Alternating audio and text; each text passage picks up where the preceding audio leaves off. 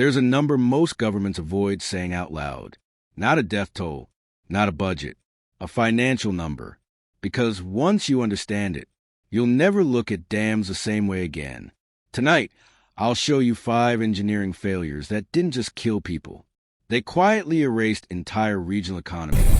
But one of them was so expensive, so politically dangerous, that for years, even admitting it happened was treated as a mistake. And here's the part most people never realize. The collapse itself wasn't the real disaster. That came later. In food shortages, in abandoned cities, in industries that never returned. If you leave before the final story, you'll miss the failure that rewrote modern dam safety. And the reason engineers today design for disasters they're not allowed to talk about publicly.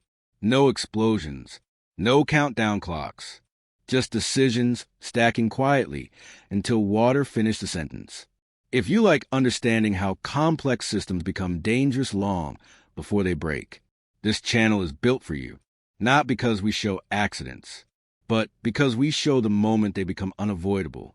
Now, let me show you how the first city was financially erased by a dam everyone trusted.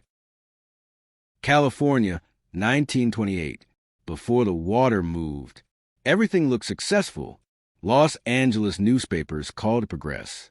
Engineers called it safe. Politicians called it solved. But 3 geological reports existed that night. 3. None were mentioned after the collapse. The dam stood 200 feet tall, held 38,000 acre-feet of water. On maps, perfect. On paperwork, approved. In reality, built on rock fractured like stacked glass. The reports warned of sliding fault layers, water-activated fractures, foundation instability. They were archived. Construction continued. March 12th, 11:57 p.m. Most families were asleep. The foundation didn't crack. It shifted. Sideways. Water reached the fault line before anyone reached the phone. The structure twisted, lost coherence, then stopped being a dam. A 200-foot wall of water erased a canyon. Towns disappeared before clocks changed the hour. Homes traveled miles. Families were never found. Official deaths, 431, likely over 600. But the financial damage came later. Rail networks rewritten. Industries relocated. Farmland buried. Reconstruction debts lasting decades. The engineer who signed final approval said, "I only wish it had been me." It wasn't. And what failed here was the smallest version of what comes next. Because the next dam didn't ignore safety. It removed it. Pennsylvania, 1889. This disaster didn't begin with engineering. It began with ownership. The dam was sold to a private club of industrial giants, steel barons, railroad kings. They wanted a lake, not safety. They lowered the spillway, removed drainage pipes, raised the water level. Engineers warned. The modification stayed. Then the rain came. For days, the lake rose higher than the design allowed. Debris clogged the spillway. Water started carving the dam from the inside. 3:10 p.m. The structure liquefied. 20 million tons of water escaped. At 40 miles per hour, 14 miles later, Johnstown stopped existing. Steel bridges folded. Trains lifted. Buildings stacked like paper. 2,209 dead. Financial damage in 1889, $17 million. Modern value, billions. No owner was charged. No one paid. The disaster was labeled an act of God. Physics called it accounting. If you think this was the most expensive way safety was traded for comfort, wait until you see what happens when safety is traded for speed. Idaho, 1976. This dam had everything the others didn't. Computers, federal funding, scientific confidence, 305 feet of earth and stone. But beneath it, volcanic rock fractured like broken glass. Engineers documented seepage risks. The project passed review anyway. When the reservoir filled, water began moving invisibly. June 5th, a wet spot, a trickle, a pipe, a river. Workers dumped rocks into the hole. The water swallowed them. The dam didn't explode. It unraveled from the inside. A 30-foot flood erased towns. 80,000 acres drowned. 25,000 displaced. Only 11 deaths. A statistical miracle. An economic disaster.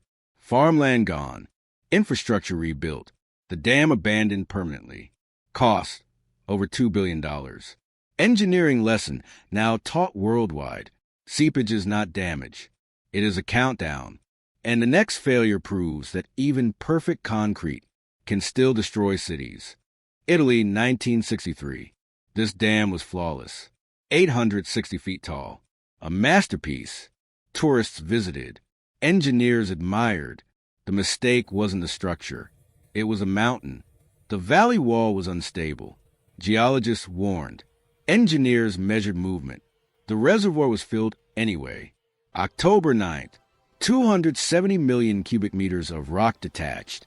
It entered the water at 70 miles per hour. The dam survived. The water did not. An 820-foot wave climbed the wall. Longarone vanished. Nearly 2,000 dead. Billions spent rebuilding. Entire communities relocated. Italy quietly abandoned megadam projects afterward because one truth became unavoidable. You don't need to break concrete to bankrupt civilization. And now comes a failure that changed how governments hide engineering risk. China, 1975. This was not one structure. It was a system. 62 dams. Built quickly. Approved politically. Designed for storm statistics said won't happen. Then Typhoon Nina arrived.